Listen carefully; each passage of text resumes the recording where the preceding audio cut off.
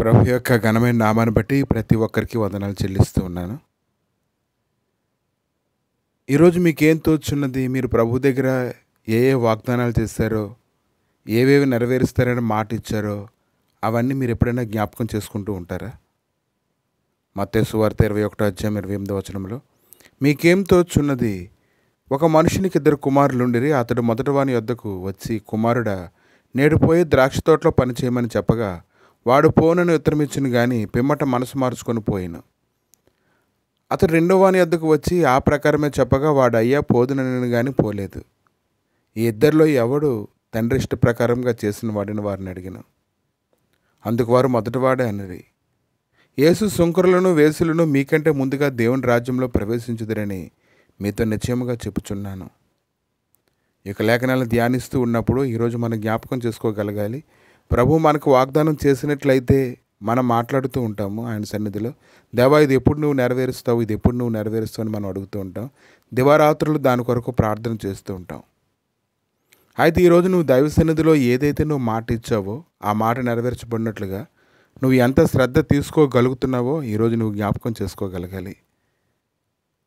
కనుక ఒక యజమానుడు అయితే తన కుమారునికి 2 కుమారులు ఒకనికి ద్రాక్ష తోటలో పనిచేయమని చెప్పినప్పుడు వాడైతే చేయలేనని చెప్పాడు, కానీ వాడు మరలా మనసు మార్చుకొని చేయడానికి వెళ్ళాడు. కానీ ఇంకొకడైతే నేను చేస్తానని చెప్పాడు, కానీ వాడు చేయకుండా ఉండడాన్ని మనం చూస్తూ ఉన్నాం. ఈరోజు మనం ఏ విషయాల్లోనైతే మనం దైవ సన్నిధిలో చేస్తామని దేవునికి వాగ్దానం చేస్తామో, ప్రతిరోజు రాత్రి కాలంలో దైవ సన్నిధిలో నేను ఇలా చేస్తాను, నేను ఎలా చేస్తానని ఏదైతే మనం మాట్లాడుతూ ఉన్నామో, మరుసటి దినానికి నీ వాగ్దానం ఏమైందో నిన్ను పరిశీలన చేసుకోగలగాలి. కనుక నువ్వు మాట్లాడుతున్నది ప్రభుతో కాబట్టి, ఆయన మాటలన్నీ వింటూ ఉన్నాడు కాబట్టి, ఎప్పుడైతే నువ్వు నమ్మకంగా ఉంటావో నీకు అనేకమైనటువంటి పనులు అప్పగించడానికి ఆయన శక్తిమంతుడే ఉన్నాడు.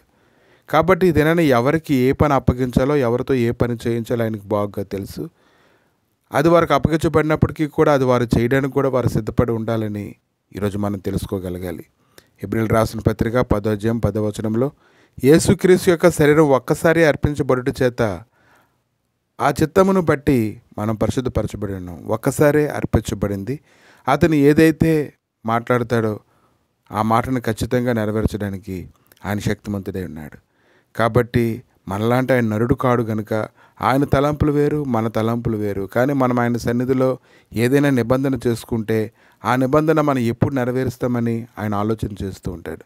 ఎప్పుడైతే ఒక మనుషుడు మాట ఇచ్చి దాన్ని తప్పకుండా ఉంటాడో వాడి యొక్క నాలుక వాడి స్వాధీనంలో ఉన్నట్లే. కనుక ఈ దినాన నీ శరీరం నీ స్వాధీనంలో ఉండాలి, నీ నాలుక కూడా నీ స్వాధీనంలో ఉండాలి, నీ ఆలోచన తలంపులు కూడా నీ స్వాధీనంలో ఉండాలి. ప్రభు దగ్గరికి వెళ్ళినప్పుడు నువ్వు ఏం మాట్లాడుతున్నావు కూడా నువ్వు గ్రహింపగలిగిన వ్యక్తిగా నువ్వు ఉండాలి. కనుక నువ్వు మాట తప్పకుండా ఉన్న వ్యక్తివైతే ఖచ్చితంగా ఈరోజు ప్రభుని ఎంత ఆనందించేవాడే ఉన్నాడు.